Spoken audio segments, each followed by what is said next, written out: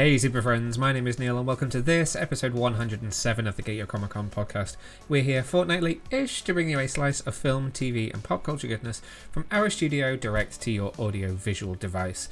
Okay, it's not been 2 weeks, it's been 3 since the last podcast, but Boy Wonder was ill, I was looking after him, it's been really busy, but we are back, and this episode I'm going to be talking to you about a couple of films that I've seen recently, Saltburn and The Hunger Games, The Ballad of Songbirds and Snakes. We're going to wrap up some of the latest news, and of course it would not be an episode of the Geico podcast without including some comic book talk. So without further ado, let's dive into some news headlines, shall we? First up in the news, it has been a ridiculously busy period for James Gunn and the production team on Superman Legacy. Ahead of the film's July 11th, 2025 release date, the director kind of doubled down on the fact that the strikes hadn't pushed things back too much, and then suddenly the floodgates opened when it comes to casting announcements. So first we got the news, which is still yet to be 100% confirmed, that Renfield and Mad Max Fury Road and Skins star Nicholas Hoult will potentially be playing the role of Lex Luthor, which is very exciting. We don't know if Luthor is the big bad in this film, we don't know how much of a role he's going to have, but presumably Lex could be a major part of the DCU moving forwards. So to have someone like Nicholas Hoult, who is a relatively big name and a kind of fresh face star, is really cool, because we know that Gunn has been kind of looking at slightly lesser known names for some of the major roles, but wanted someone bigger and more well known to play Lex. So then we got the news that they have also cast the roles of Jimmy Olsen and Eve Tessmacher, so they are going to be played by Sarah Sampaio. She is playing Eve Tessmacher, Luthor's loyal henchwoman, as was described in the piece that I read. And then you are also going to have Maria Gabriela De Fara, who has been announced as the engineer, who is one of the Authority, and then Skylar Gisondo, who is playing Jimmy Olsen. So they are 3 really big bits of casting for this film. Pieces all really falling into place. So just to recap, because there are probably more people announced for this film than you kind of think. You've got David Corenswet, who's playing Superman. You've got Rachel Brosnahan as Lois Lane, potentially Nicholas Hoult as Lex Luthor. So then we go Skylar Gisondo as Jimmy Olsen, Sarah Sampaio as Eve Tessmacher, Maria Gabriela De Faria as the engineer. And then previously announced, you have also got Nathan Fillion as Guy Gardner, Green Lantern, Eddie Gathegi as Mr. Terrific, Isabella Merced as Hawkgirl, and Anthony Carrigan as Metamorpho. So a really cool, it's not just Metropolis characters we're going for here. You know, with Metamorpho and a Green Lantern and a Hawkgirl, there are definitely characters from the wider DCU that are coming in here already. So very exciting to see where that goes. But that is some very cool casting news. I want to know what you think. Who have you been fan casting for some of the roles that could turn up in this film? What do you think of all these various castings? Do you see Nicholas Hoult as a Lex Luthor? Please get in touch and let me know. You can find me on social media at Neil Vag on all major platforms. So please do reach out and let me know what you think, because this is really exciting. Production officially does kick off in March 2024, so we are only a few months away now from really getting to the meat of seeing this film come together, and that is very exciting, so can't wait to see what's next. Sticking with DC news, we also got our first trailer for Crisis on Infinite Earths Part 1. So this was a film that was first announced back at San Diego Comic-Con 2023. We knew that it was going to be releasing in 2024 alongside a Watchmen animated movie.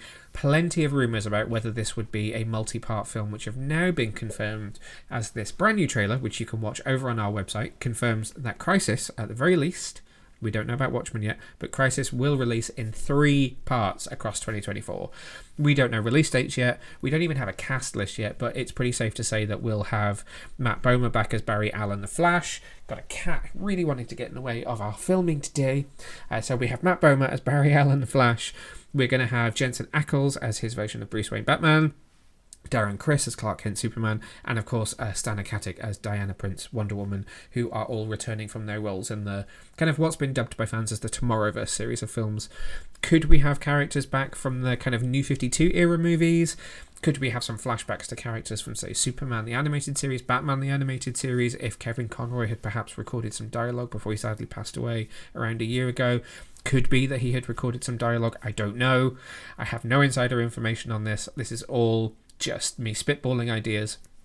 But it certainly looks from the trailer like they're going to be sticking fairly close to the original Crisis on Infinite Earth storyline from the comic books. So very excited to see what they're going to do there. And please do go check out the trailer over on our website, which is www.getyourcomiccon.co.uk. We will be sticking to this one very, very closely, so we'll let you know when we know release dates, full casting, and all that kind of shtick. And just lastly, I wanted to touch on a TV series which is coming to Prime Video in 2024, which is based on a film which I remember from back in the day when it was released in cinemas, and that is a brand new version of Mr. and Mrs. Smith. You'll remember the Brad Pitt and Angelina Jolie film, kind of the action comedy where they were a married couple who didn't know that each other was a spy. It's been remade into an 8-episode series for Amazon Prime. Which is going to be available from February the 2nd, 2024, exclusively on Prime Video. They're going to drop all 8 episodes in one go, so it's going to be a binge watch. And this one is from co-creators and executive producers Donald Glover and Francesca Sloan. The series kind of reimagines that film, which is from 2005. And so Glover will star as John Smith, and Maya Erskine is playing Jane Smith, so the husband and wife. There are some first look images which you can check out over on the website. We don't have a trailer or anything for this yet. But in this version, Mr. and Mrs. Smith are two lonely strangers who land jobs working for a mysterious spy agency that offers them a glorious life of espionage, wealth, world travels, and a dream brownstone in Manhattan. The catch? New identities and an arranged marriage as Mr. and Mrs. John and Jane Smith. Now hitched, John and Jane navigate a high-risk mission every week while also facing a new relationship milestone. Their complex cover story becomes even more complicated when they catch real feelings for each other. What's riskier, espionage or marriage? So that is Mr. and Mrs. Smith, which will debut on Prime Video on February the 2nd, 2024. That's it for the news this week. As always, if you want to stay up to date with the latest stories, then head to our website, which, as I said, is www.getyourcomiccon.co.uk, or for the latest breaking stories, I really can't speak today, then make sure to follow us on social media. We're on all major platforms at Get Your Comic Con. That's it for the news. Let's get on with some reviews, shall we? So first up on our review list this week is Lionsgate's The Hunger Games, The Ballad of Songbirds and Snakes, which is currently in UK cinemas now. It stars Tom Blythe as Coriolanus Snow, who you will remember played by Donald Glover in the original Hunger Games trilogy, and it also stars Rachel Zegler as Lucy Greybeard, a inhabitant of District 12 who may find herself caught up in amongst the Hunger Games, as the title may give away. So this film is set roughly 64 years before the original Hunger Games trilogy, so long before Katniss Everdeen ever entered into an arena, and tells the story of how Coriolanus Snow kind of went from a, I guess, down on his luck member of the capital elite to becoming the man that we kind of know and recognise in the original Hunger Games trilogy. It's once again based on a novel by Suzanne Collins, which was released during the COVID pandemic. I think it came out in 2020. I remember the cover being revealed at New York Comic Con the first time I went, which must have been 2019. So yeah, 2020 I guess for the book, maybe 2021. The synopsis for the film is Coriolanus, played by Tom Blythe, is the last hope for his failing lineage. The once proud Snow family that has fallen from grace in a post-war capital. With his livelihood threatened, Snow is reluctantly assigned to mentor Lucy Greybeard, played by Rachel Zegler, a tribute from the impoverished District 12. But after Lucy Grey's charm captivates the audience of Panem, Snow sees an opportunity to shift their fates. And so there's a lot of parallels in the Ballad of Songbirds and Snakes to events that we saw in the original Hunger Games trilogy. You know, when you think about Katniss, she was plucked out of nowhere to be placed into this huge media machine that was the Hunger Games. And that is something which Snow has kind of been preparing himself for, but it is not maybe prepared for it in the way that it transpires in this film. And there's kind of parallels there for both Katniss and Snow's journey in the later trilogy, between what happens with Lucy and Snow in this film as well. So it's an interesting film because it genuinely has a very different viewpoint to what we've seen in the other three films. It isn't just a cash grab to try and tell more story in this world. It's genuinely a very interesting period of time, which is very, very different than what we've seen before. It's it's very close to what is referred to as the Dark Days. So the capital isn't even the kind of shining beacon that we see it in the later films. It's still recovering from war, and although there's a lot of very familiar production language, in the design and the sound design, it's not the place that it will become, and the Hunger Games are not the event that they will become later on as well. So you're really seeing a lot of the oranges is perhaps not the right word, because this is the first Hunger Games, it's the 10th, but what you're seeing is the kind of impetus for how a lot of the elements of the later trilogy become who, what, and where they are when we find them. So this is directed by Francis Lawrence, who directed 3 of the previous 4 films in the franchise. He did not direct the first Hunger Games. He came on board for 2013's Catching Fire, directed both of the Mockingjay films. And he also brought on board several people who he had worked with on those original films as well. So James Newton Howard as the composer, also Trish Somerville, who is the costume designer, has returned, and he's now working with production designer Uli Hanisch, who did not work on the originals, but takes the design language, as I said, and kind of rolls that back a few decades to make sure that it's still familiar to what we know of the film set in the later period, but he's been able to do something a little bit more exciting in terms of setting it in a different period of time. And really, it's, you're not breaking any massively new ground here. You are just following a character who becomes this sort of amiable guy, even though he's going to become a villain. You sort of learn to hate to love him, as it were. Almost like when you watch Joker and you feel sorry for Joaquin Phoenix, and almost begin to empathise with him, knowing full well that actually he's a really deplorable character, or he's going to become a really deplorable character. So it's a very similar journey with Coriolanus Snow. In Tom Blythe is just wonderful. There's a warmth to the way that he portrays him, which is really really interesting and really different, because Donald Sutherland, I've gone back to Mr. and Mrs. Smith. Donald Sutherland is just so cold and lacks any form of empathy, and is just the villain of the piece.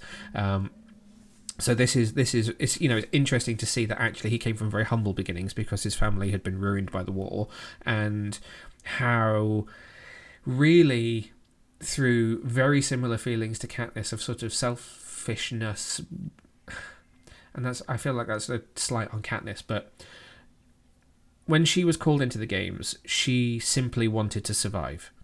And because she simply wanted to survive, she did whatever it took, and that meant either pretending to be in love with Peter, or pretending like they were going to take the berries at the end of the first one, or doing exactly what Coin and everyone wanted her to do during Mockingjay.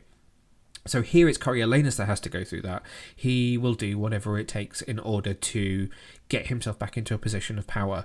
And it's not ruthless to begin with. It's pure... What's the word I'm looking for? It's... self-preservation is probably the best way to put it. It's pure self-preservation on his part, because he wants to get his family back to where they were, and he will do what it takes. So when we meet him at the beginning, he thinks that he's maybe in line for a huge grant because of his great grades in school that will mean that he can go on and become either head game maker or someone very crucial to the Hunger Games, but without needing to spend money that his family simply doesn't have. So when he finds out that in actual fact to get that reward, what he has to do is mentor someone, and is forced to mentor someone from District 12, that sends him on a very different journey of self-preservation, which puts him squarely in the sights of Lucy Gray-Baird, who is... She has settled in District 12 at the point where she is... I really hate to use this word because it sounds terrible, but reaped. She is a member of what's called a group of the Covey, so they are kind of roving artists who move around the district. So she is a singer, which equally means that this film is also full of songs, which is absolutely delightful because Rachel Zegler has an amazing voice.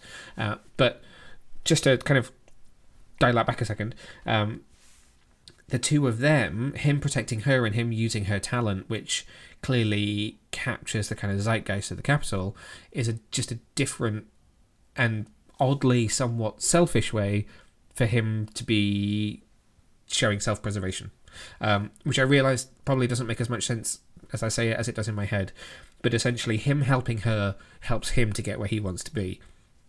And so there's that inevitable kind of, because this is obviously a YA book, there's that inevitable romance. The two of them do kind of have feelings for each other and give into that, but at the end of the day, his need to show that he wants the power and can take the power overcomes everything else, overrides everything else, and he very quickly in the final act kind of barrel rolls towards where we know him.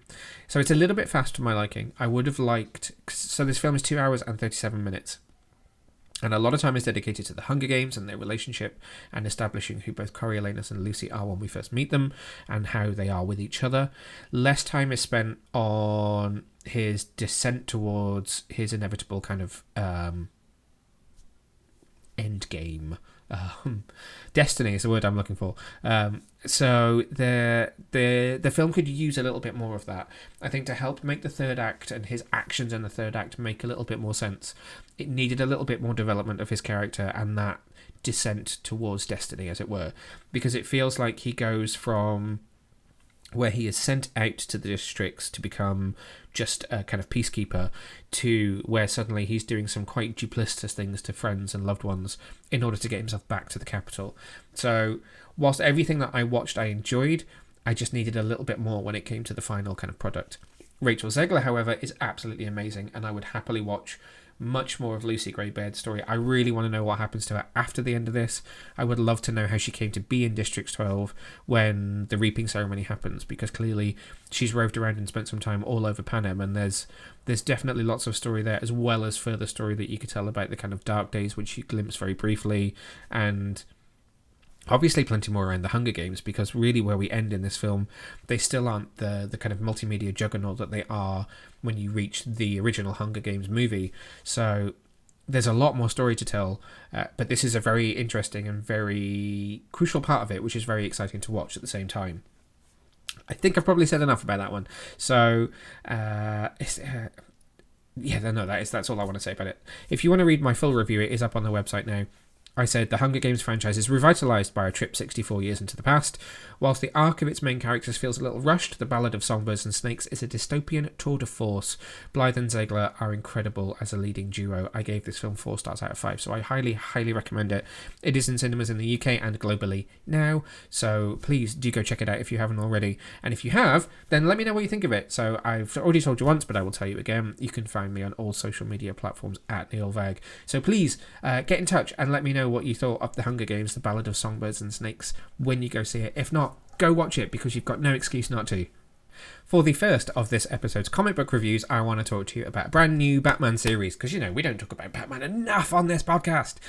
This is a brand new series called Batman 89 Echoes, which is by Sam Hamm with artwork by Joe Quinones and colours by Leonardo Ito. The first issue is in comic book stores as of this week. It just released in comic book stores on the 28th. It's a 6-part series set in the world of Tim Burton's Batman 89 and picks up 2 years after the last Batman 89 series, which was actually 2021. I thought it was last year, but I've just looked it up, and it was 2021 when that first Batman 89 series took place. So it's been a while, but we are back. It is 2 years later in terms of the story, and Batman has mysteriously gone missing from Gotham. Let me read you the synopsis. So you want to get nuts? Let's get nuts. After Harvey Dent's crusade against Gotham and Batman, the Cape Crusader has disappeared without a trace. In his place, ordinary citizens have taken to the streets to root out crime. As innocents get hurt, the question on everyone's mind is the same: where is Batman?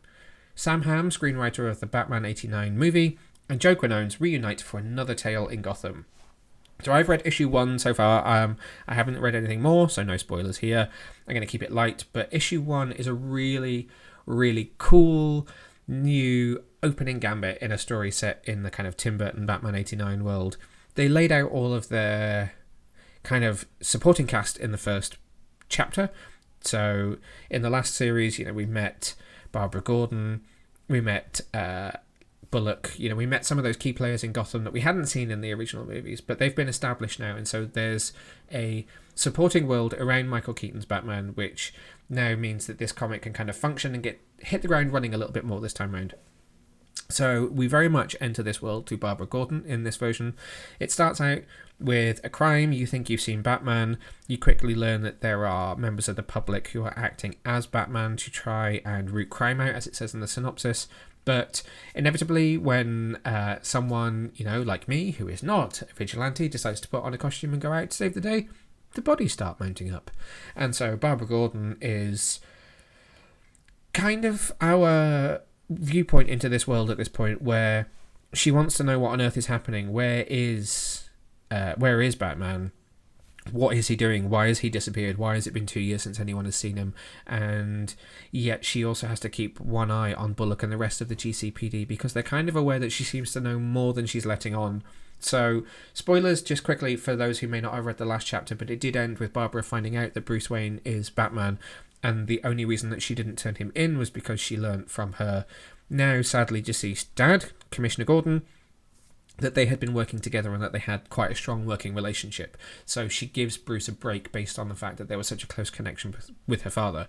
And so that's kind of called into question when she goes to visit Alfred and finds out that even Bruce himself is missing, not just Batman. So there's a huge mystery there around where is both the Dark Knight and his alter ego in this current version of Gotham, and what has happened to him. We're introduced to a trio of villains in this this first issue for Echoes. There's two who are on the front cover, one of whom I wasn't quite sure who it was for a second. I thought for a moment they were going to try and do a kind of Earth 1 Martha Wayne as Joker story, which would have been very, very interesting, but no, it's actually the introduction of Dr. Q, Dr. Harleen Quinzel, who is really brilliantly introduced to this series. We first see her on City Beat, which is like a TV news kind of morning breakfast television magazine type show, where she is kind of a psychiatrist who does some pop culture stuff. She obviously is known in the media, and she is there talking a bit about the Joker. Although there's an interesting kind of potential retcon to Batman 89, which it's just a minor beat in the story, but I'm very interested to know how and why that kind of happened here. But we meet her. She is also working at Arkham Asylum, obviously, which establishes that as a location. We'd never seen it during either Batman 89 or 1992's Batman Returns, but that has been really established in Sam Hamm's world as a key location in Gotham. And working there with Dr. Quinzel is a Dr. Jonathan Crane. So that tells you the second of our villains that we're going to be meeting in this book, which is going to be really exciting to see. So there's two very key Batman villains there. And there is also a strange kind of slightly isolated story which features Firefly. I'm going to presume that they're going to coalesce pretty quickly because this is only a 6-part series. But there is an appearance by Firefly which may well tie into perhaps what Jonathan Crane is doing in Arkham. May also have some connections with where and why Bruce and Batman has disappeared, but yet to be explained within this first issue. Great story. Joe Quinlan's artwork is amazing. He picks up all of the design language from those movies, from all of the production design, the characters, the actors, the setting. I think a great way to just kind of give you an example of that is Harley Quinn.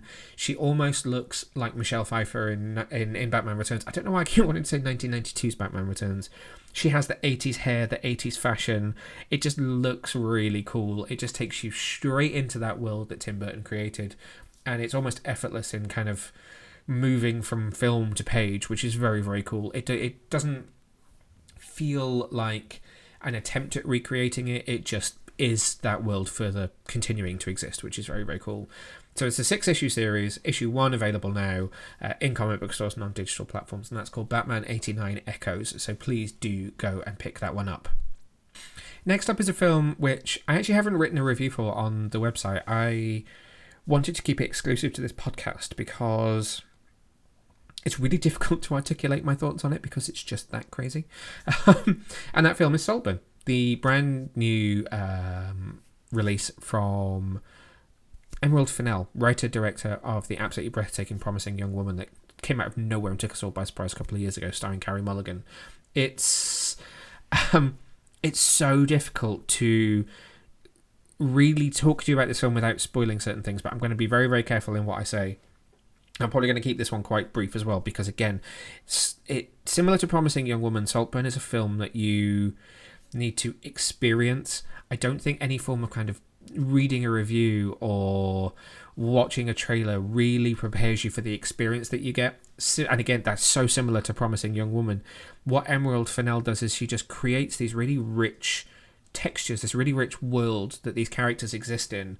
And although it's really melodramatic or kind of hyper aware, it's just it really sucks you in and puts you in the middle of everything that's going on, and you go on this roller coaster ride where, yes, there is an inevitable twist, which, you know, people will see coming, certain aspects of it, but maybe not all aspects of it. But you're so engulfed in the story of the film that you kind of don't really care that you perhaps know where it's going. So just let's go through the cast list quickly. So the two leads are Jacob Elordi, who plays Felix, and Barry Keoghan, who plays Oliver Quick. Obviously, people that are regulars on this podcast will know Barry for his role as the Joker in Matt Reeves' The Batman. It also stars Rosamund Pike and Richard E. Grant. Perfectly cast, both of them. Rosamund Pike is comedic genius in this film. It also stars Alison Oliver, Archie Madekwe, who was in the GTA movie recently, and Carey Mulligan is in it as it's just a small kind of cameo part, but she's, again, absolutely brilliant. Ewan Mitchell and Sadie Sutherland are also in this. And I should not leave out Paul Reese, who plays Duncan, the butler at Saltburn, because he is absolutely brilliant in this film as well. Was it really GTA? Is that the right film? Was it actually called that? No, Gran Turismo. See, I always get those franchises mixed up. So you would know him as the lead in Gran Turismo. Saltburn, I need to get a synopsis for this film. So let's see what IMDb says, shall we, quickly? So, a student at Oxford University finds himself drawn into the world of a charming and aristocratic classmate who invites him to his eccentric family's sprawling estate for a summer never to be forgotten. It's a film never to be forgotten. Really, this film hinges on the performances of its two leads. So there is a really, like, fizzy kind of what's the word I'm looking for? Bond doesn't sound like the right word. Chemistry is the word I'm looking for. There's a really fizzy chemistry between Jacob and Barry. They are fantastic. So Felix, played by Jacob Elordi, is this aristocratic, popular boarding school boy who has gone to Cambridge University, and Barry, playing Oliver, is his polar opposite. So what you learn about Oliver is that he has maybe not got the best family history. He's very much a loner in his first year, where Felix is surrounded by this group of kind of the popular, beautiful people. It's set in 2006, 2007, so everything is just so... I mean, that's when I was in my third year of university, so for me, everything just feels very, very... It just feels like my teenage years. So Felix has the kind of the shaggy hair that I used to have. He has the eyebrow piercing I used to have. Unfortunately, I may be a Felix. Only I don't come from a house that has 127 rooms. They are very much from different worlds, but they collide one day when just they have what I saw Emerald Fennell refer to on Twitter as a meet cute. I don't really know what that means. But they have this meet cute, and it kind of starts them on a very beautiful friendship, which does have some kind of homosexual undertones to it, though that isn't something necessarily which is fully explored on screen. And there is just this kind of really scintillating, as I said, fizzy chemistry between the two of them as they kind of fall in love as best friends. And Felix just loves to spend time with Oliver because he just always wants to fix and help people. He has that really typical kind of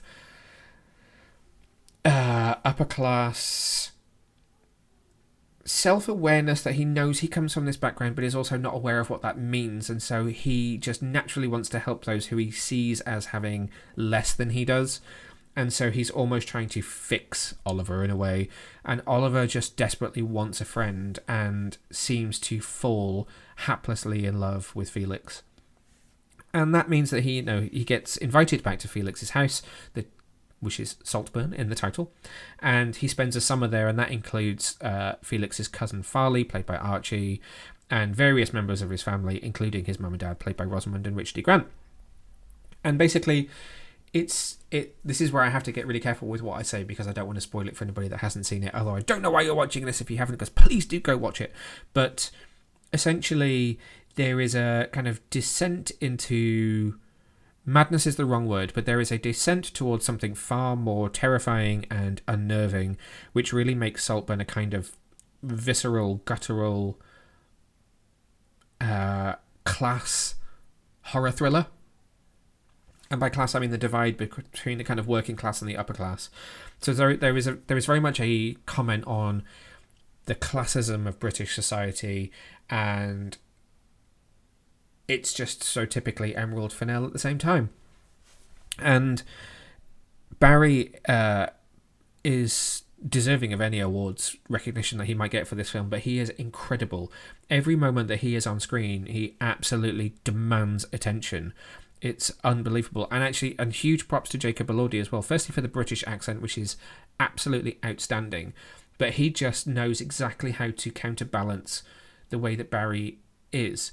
So when Barry is playing Oliver as this really kind of enigmatic and just slightly disturbed young man, Jacob as Felix is just balancing that out perfectly with a weird mix of this kind of hapless, helpless, but so well-meaning kind of humour, and I can't say sort of salt of the earth because he isn't. He is, born with a silver spoon, but he just has an innocence and a naivety to him that really counterbalances this sort of slightly more manipulative and calculated person that Oliver can be when he switches. It's not like a Jekyll and Hyde thing, but it's not too far away from that kind of idea of there is the version of Oliver that people see, and that is a construct of his, and then there is the version that is him being his real self, and what that means and what he wants to achieve by being more of himself.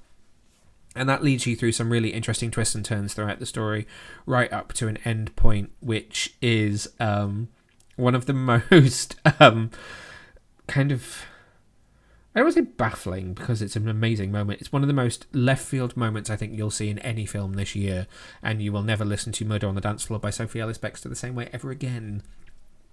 But right throughout, it's just so massively entertaining and unexpected, and in many ways parts are unpredictable. You might have an idea as to what it is that is going to happen, but you will never in a million years figure out drinking tea at the same time.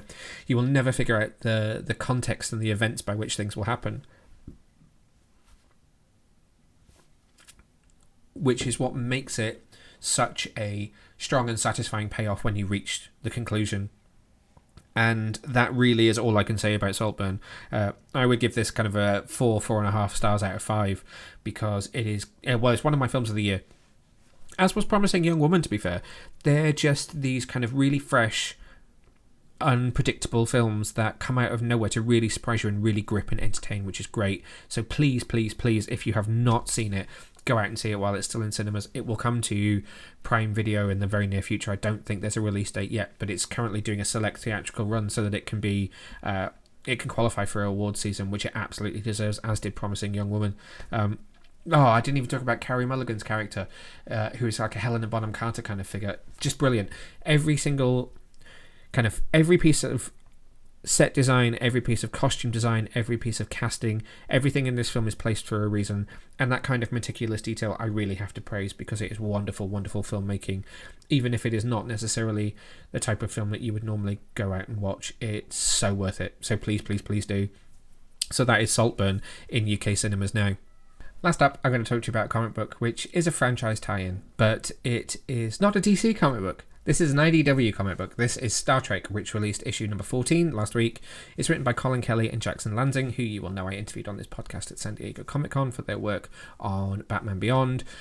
They have revitalized Star Trek in comic books through this brand new series that kicked off last year. Now we're on issue 14.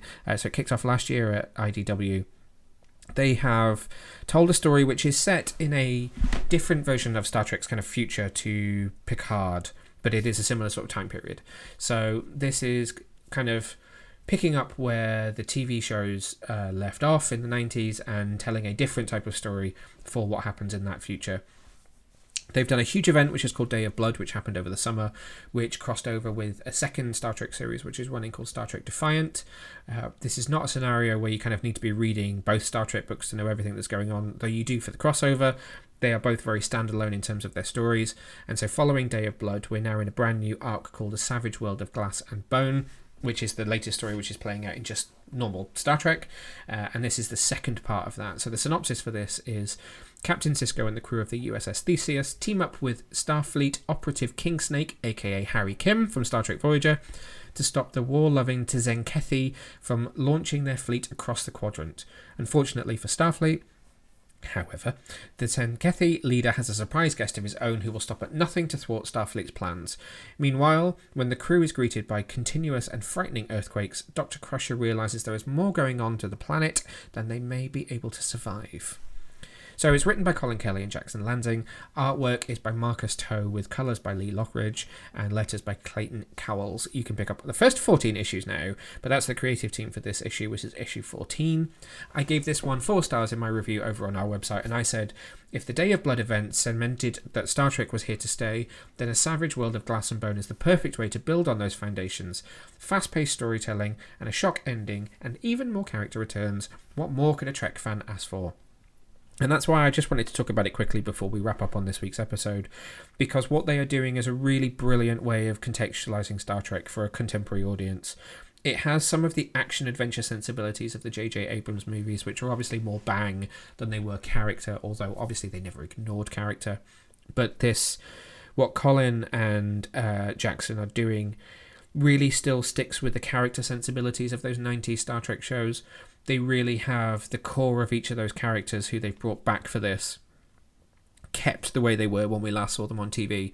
They haven't tried to kind of recontextualize anyone's story. They've just moved them on slightly and then put them in this version of Star Trek that has a little bit more bells and whistles going on around it. So very much exploration, very much still sci-fi, still very much recognizable as Star Trek, but just told in a really refreshing new way that works very, very well in comic book format.